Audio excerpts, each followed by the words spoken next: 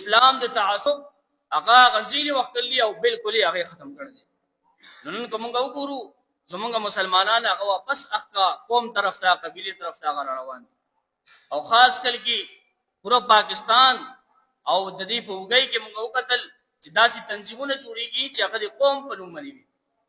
داسې ادارې او تنظیمونه جوړیږي دا فلان کې قوم دی دا فلان کې دی دا دو قوم دی دا دو قوم دی دو قوم دی. نو هغه خلک هغه مسلمانان چې کوم اسلام په یو کلمه باندې راټول کړي وو هغه دا څکسان راوتی دي هغه بیا جدا جدا کوي او قومونه دي جوړي. نبی علیہ السلام دا ټول قومونه ټول قبیله او ذکر وی یو کلمې په بنیاد باندې راجمع کړي او نن هغه کار هغه بیا شروع دی او جدا جدا دي. اگر چې هغه مقصد فی الحال هغه نیک دی هغه مقصد دا دی چې موږ خپل قوم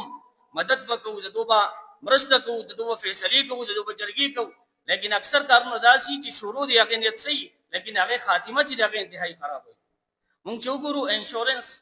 دام دغه شان شروع شي چې موږ خپل کسانو چا چې دینو هغه نقصان وشي هغه موږ مدد کوو هغه له پیسې ورکوو قرضه ورکوو هغه نن داسي صورت اختیار کړ چې نن موږ مسلمان هغه مجبور یو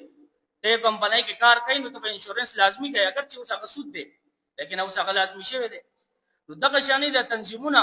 دوه مدد په نوم باندې راوتی دي لیکن دا چې اوس جوړ شل ټول قومونه جدا شل نو سار چې جنگي د قومونه د تنظیمونه دا یو بل سره په جنگ کېږي خو دې یو کې چې دا شونی شي لیکن دا کم تفریق سره روان دي کم دا پارټیانې تنظیمونه چې جوړيږي نو دا دغه طرف سره روان دي.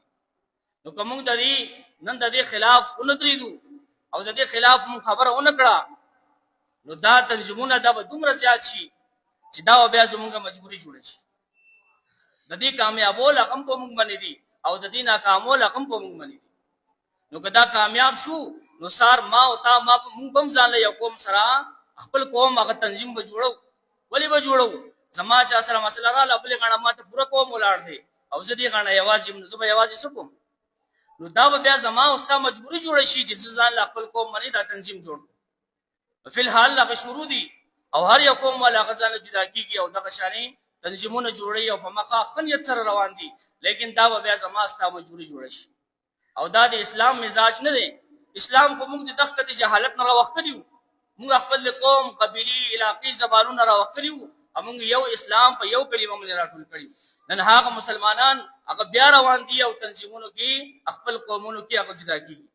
او بیا یو قوم ته خدانه خیلونه دي بیا به داسې وخت راشي چې بیا خیلونه جدا کیږي بالکل هغه شانې به موږ جدا شو لکه څنګه جاهلیت کې چې خپل قوم لپاره خپل قوم مدد به کوو د بل چا وینه کوو. نو دوی چې دا وایي چې موږ د خپل قوم مدد کوو اسلام موږ دا نه وایي چې د قوم مدد کوي. اسلام موږ دا وایي چې ستا یو مؤمن دی اگر چې هغه مغرب کې وي هغه مشرق کې وي هغه باندې الته ظلم کیږي ته به هغه مدد کوي الته ورس هغه له आवाज وشتای نو دا مدد کول د انسانيت هغه راټول شي صرف زموږ خاندانونو او زموږ د قوم قبيله ته پاتې.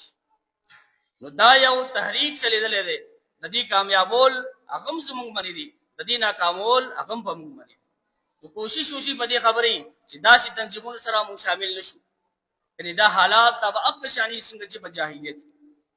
نو دې لپاره رکاول لپاره چا څومره چې نو هغه وسرشي هغه په زبان سره رشي لاس سره رشي چاته انفرادي دعوت کیږي هغه په دې خبره پوهه کی چې دې تنظیمونو سره مو ملاوي ته مدد کول غواړي ته پوره مسلمانانو کا